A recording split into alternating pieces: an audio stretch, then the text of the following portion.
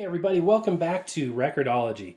Okay, on today's show, I am going to show you how to grade your records, specifically for when you're out in the field shopping or searching through thrift stores, free bins, antique stores, whatever. This is a guide for people who are new to this hobby and maybe wondering, how do I know if a record is good? How do I know if it's worth buying? Well, I'm going to show you exactly how to do that. Now, there is a grading system that is official, and this is not going to review that. We're not going to talk through the official grades of qualities of records. We're just going to do this from a complete layman's perspective. There's nothing to memorize, none of that. It's just things to look for to assess the quality of a record that you may be interested in buying. So I'm going to show you a lot of different examples and kind of talk you through what to look for. Okay, now the first thing is making sure that there's actually a record in the sleeve. And as ridiculous as this sounds, this has happened to me before, not to the point where I've bought it, but so this was a record that I found in a free bin at Second and Charles. If you hear me say free bin a lot, I'm talking about a store called Second and Charles, national chain, and they have a bin out front of all of their stores where they have rejects of things that people have brought in to sell that they weren't interested in. And so Second and Charles puts it in this bin, and it's a free-for-all. And I have found some of the best things, hundreds of CDs, things that were in great condition, stuff still shrink-wrapped. It's all dependent on what they have market to sell and what they don't, more than the quality. So anyway, I find stuff in that bin from time to time. This is one of them. Like, cool, look at this. It's a Walt Disney record. These are pretty collectible. I picked it up. And then, wait a minute, this feels a little flimsy. And sure enough, guess what? It's empty. And that happens from time to time because sometimes just plain junk ends up in the free bin. So obviously that's not something that you want. Make sure there's actually a record in there. Second, when you find something that's really cool like this, beautiful artwork, an old Victor children's release, just a gorgeous, gorgeous record, and you can totally feel that there's a record in here. It's a shellac record. It's heavy. It's substantial. You can feel the rigidity of it. Getting really excited. This is just great. I'm just going to take this. Again, if it's free bin, it doesn't really matter. But if you're going to pay for it, you really need to take the time. Slow down. It gets real exciting when you find something you like and you just want to walk over there, pay for it, and get out of there, or whatever. Take the time, slow down, look inside, and see what you got. Again, this one it's a storybook record. It's got beautiful artwork. Even if it was just a sleeve, it'd be worth it, especially because I paid nothing for it. But looking inside here, I'm like, oh, there's a record. And that's another big mistake. Don't just peek in like that because, that looks like, we got a record in there. We're good. Pulling the record out. We've got a problem. This record is missing a lot of the record. So that's not going to work. Also, there's this hairline crack, and that record is literally split. So this is not a record you're ever going to play because that would destroy your stylus. Now, for those of you that are familiar with my show, I don't use the term junk record lightly. I don't like it at all. There are very few records I will not play because, whatever. This is one of them. You drag your stylus over that thing, you can say goodbye to your stylus. This record is trashed. So, again, would I pay a lot of money for this? Absolutely not. It's still, pretty cool because of the packaging. But, this is something that, I pulled the record out. At first glance, it looked like the record was fine. But again, taking the time to really look at it, this could have been a really bad investment. But it was a free bin for me, so it was a great investment. The next thing I want to talk to you about are colored vinyl. So when it comes to grading vinyl records, colored vinyl is really hard to grade. And I'm just showing you this because it's really hard to grade. There's nothing, like you can see the overall quality of the record, but you cannot see the detail in the grooves needed to decide whether or not this record is in that great of shape. This one looks pretty good. It's actually a pretty worn out record. Even though optically, to the eye, it looks like it's in great condition. So this is just to say, when it comes to colored vinyl, it's really hard to tell at a glance the quality that you're getting. And I'll show you why as we go on. Picture discs, same idea. So a picture disc, different than a regular vinyl record, actually has a paper inner core where the image is printed onto, and then clear polyvinyl chloride is pressed onto either side. So the playing surface is clear. If that paper sleeve or that paper liner with the picture on it wasn't in the middle, this would appear as a clear vinyl record. Because of that, there's very little contrasting elements to give you the ability to grade the record itself. As you can see up here where the light's hitting it, you get a very minimal glance at the modulation and the quality of the playing surface. So again, when it comes to colored vinyl and to picture discs, it's really hard to grade. So use caution. And obviously I'm talking about used records. This is new when I bought it. I don't need to grade a new record. It is what it is. That is true to a certain point, and I'll explain that in a minute as well. But we're talking about used vinyl here. What does a record that is not in good condition look like? Well, if the playing surface is trashed, it's going to look a lot like this. So as you can see, see if I can, okay, there are scratches left and right, and those kind of scratches are the stylus, the tone arm sliding across the playing surface at an inappropriate angle and causing all these deep scratches. This record, no warpage or anything like that, but it is scratched to high heaven. And the actual grooves are, you can see the playing surface is sort of a matte finish. It's not very shiny. And that is a good indicator that this record is really worn. You can see the shininess of this surface right here, which is still really scratched, compared to the groove itself. See how matted that looks compared to that? That's an indicator that this record is pretty worn out. So it's going to be, you know, the grooves aren't going to be as deep and as pristine as they once were. So it's going to be poppy and scratchy. And again, that's not, you know, this will be more damaging to your stylus than a new record would be. But, you know, I would play this. I would know that it would be scratchy. I know that the quality wouldn't be great. But at the same time, I'm not going to avoid it like I would that one record. But again, that's, you know, that's obvious. You know, surface scratch, surface damage, whatnot. Another one I want to show you guys is 78 records. So an old 78 shellac record like this, these are much more rigid. I said on one of the videos that I first did, we talked about 78s, and I mistakenly said that you cannot, that 78s don't warp.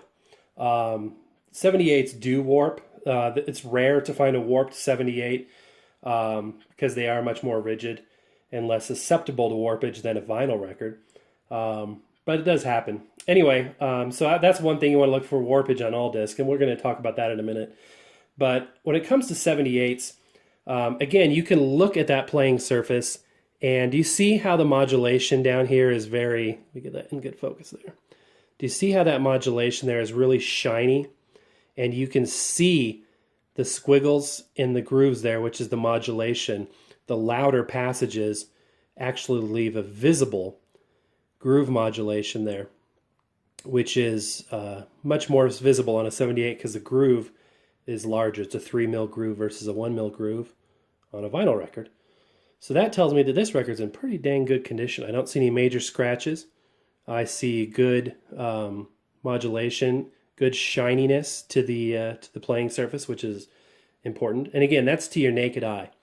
However, if you look carefully along the edge here, you're going to see it looks like some junk on the edge there. It's not. It's actually cardboard, brown paper. And some 78s, Columbia did a lot of these, were actually composites where they would use a filler material inside, which was either cardboard, fiberboard, or like a brown paper like that.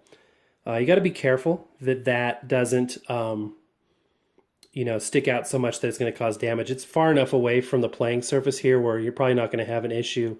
Sometimes it can extend up into there. It kind of acts like a, you know how windshields in vehicles are a composite of plastic in the middle with safety glass, basically, like a plastic, you know, filler material and glass on either side, similar to this. So they had like the paper on the inside layer, and if it gets broken, sometimes it'll keep it from shattering off. Although once that happens, you're still not going to want to play it, but it helps keep it from, you know, splintering off into a million pieces. But you've got this, you know, if you see any of this inner material sticking out. You want to be careful about that. Also, you don't want to wash these types of discs that have those paper elements on the inside because they can expand and absorb. And I want to show you this.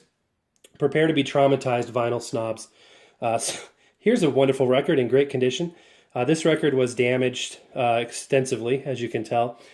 And I did keep the center part here as more of a memento than anything. Don't worry, it wasn't a super rare record. It was a transcribed one anyway.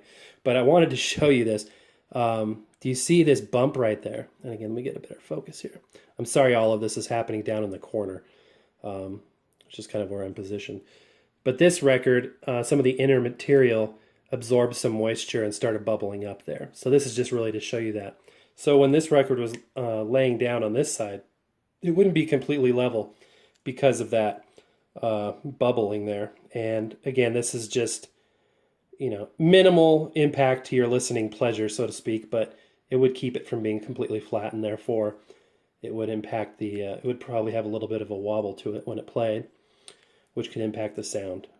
Anyway. And, always looking for those fragments of records in those things, and they just be loose sometimes in these boxes, these free bins, and in those sleeves of records, and they're sharp, and they can damage other records and stuff. Obviously, looking out for that kind of stuff is an important thing. But again, when it comes to 78s, it's pretty much the same principle as a vinyl record when it comes to grading it. Look for that shininess on the playing surface. Okay, so let's grade a couple of records now that we know what we're looking for. This is the famous Live from Hawaii Elvis album. And this is, I haven't done anything to this, I haven't cleaned it, I haven't done anything, we're just going to grade it together.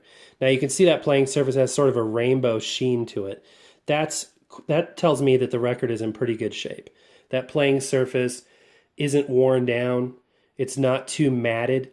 It looks like, it's obviously a little dirty, needs a little, wipe down, some anti-static treatment, either with water or an anti-static gun or something like that. But that playing surface is pretty shiny. It's got you can see the modulation in there. And again, there's no physical damage to the record that we can see. It's not perfect, but it's in pretty good condition. I would definitely say that this is a good record to have if you were considering buying it. So take the time when you're shopping for records, pull them out of the sleeve. Don't get too hung up on just the packaging. It's an important thing to take the time to look at the record. So we have this record here, and again, great packaging, shiny, obviously a vintage record. Take a peek, record's in there, we're good to go. Oops, sorry, I should do this so you can see it. Record's in there, it's pretty common, there's no sleeve in a lot of these older ones. Okay, I'll buy this, no problem. Get home and pull it out, and I'm like, it's a little dirty. Let's look at that playing surface. It doesn't look too bad. It's a little bit worn out, but it's in pretty decent condition. But wait a minute, this thing is warped. Look how warped that is, guys. This record, and again, vinyl has a tendency to warp. That's one of its downsides, is unlike 78s, which rarely warp, although they do, vinyl records have a tendency to warp. It's important to store your records vertical on a shelf, by the way. That helps. If a record has been sitting for 20 years, like this one probably was, like this kind of an angle in a bookcase or something, that's probably what caused that. Sometimes they're so warped that their sleeve is warped in the same exact way. So let's put this record on, just for grins. Let's go ahead and see what that baby looks like spinning on the turntable there. Yeah, I think that's a little bit too warped to play. What do you think there? You know what? Let's drop the stylus. I'm going to take one for the team here. Hold on, let's slow it down to the right speed first of all. Let's go ahead and listen to this. And I don't know how this is. It plays barely, but it's a warped record.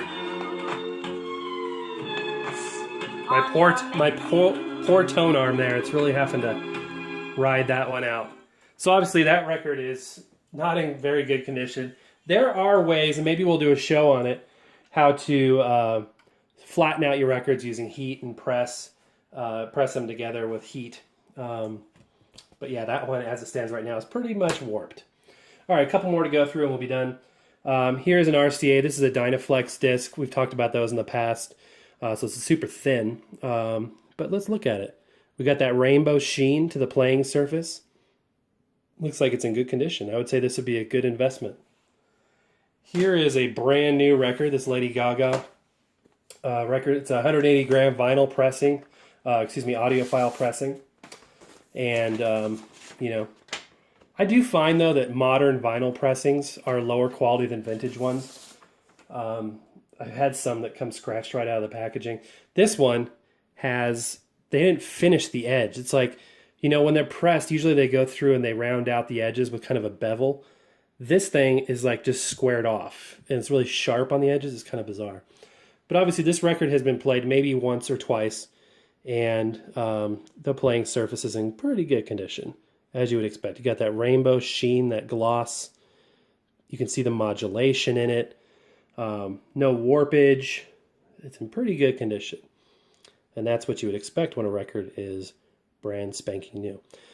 Okay, guys, to recap, if the playing surface looks dull and muted, then it's worn out and it's been played a lot of times, and it may have lower performance because of that. If the playing surface is shiny, you can see the modulation, you can see sort of this rainbow sheen in the light, then it's probably in a better condition than a muted one that's dull, and it'll probably perform much better. If your record does this, then it's a bad thing. This is a very warped record, and you probably don't want to be playing this. It's going to wear out your equipment, and the sound is going to be highly distorted. And again, I hope this is entertaining to watch. Isn't making too many of you cringe, but it's all right. I'll take one for the team. I don't mind. But seriously, you want to avoid warped records unless you want to invest the time and energy to straighten them out. I've done minor flattening of records by just putting them under some heavy books for a couple of weeks or something like that. Something as warped as this is going to need more like a heat press treatment, which there's YouTube videos about how to do that. I haven't done it yet. Perhaps one of these days we'll make a video about it. But yeah, make sure your record isn't warped. How are you going to check it when it's at the store? If you just hold it up and look across it, you'll be able to see if it's got any crazy warpage to it. Sometimes there'll just be a little bit of a warped edge on the end of it that is hard to notice. But again, it's from sitting at too steep of an angle, or not steep enough of an angle, more of an angle like 45 degrees for a long period of time versus being stored vertically. So look for that. Obviously look for chipped, damaged 78s, cracks, hairline fractures, anything like that, things that we've discussed, and pretty much is a common sense type of a thing. It's up to you how detailed you get. If you have a standard that is, well, I just want to listen to, like I do, for instance, my records don't have to be pristine, as you can tell. If it's something interesting or enjoyable and it's not in the best of condition, I'm okay with that, especially if it's something that I can fix. For those of you that are looking for vinyl as a premium audio format, and that's a topic for another day, then you'll want to be very keen on inspecting your records for any of the things that we have discussed. So it's completely up to you. It all boils down to, though, the playing surface is the biggest thing. Is it dull or is it shiny? Can you see the modulation? Does it look like it's been worn out? Those are the biggest things. Anyway, I hope this helps, especially to the newbies to the hobby. Welcome aboard. As you know, we're not vinyl snobs around here, obviously. And we welcome you in and hope you have fun. This is all for the fun of it. You know what I mean? This is just a fun hobby to be a part of. We don't take it too seriously, and you shouldn't either. In my opinion, just do it for the fun and for the search and the hunt and the thrill of the detective work going into finding these records in the wild. So, all right, I hope you guys enjoyed that. Thanks as always for watching. Please, please, please subscribe if you haven't done so already. And as always, happy record hunting. We'll see you next time. Bye-bye.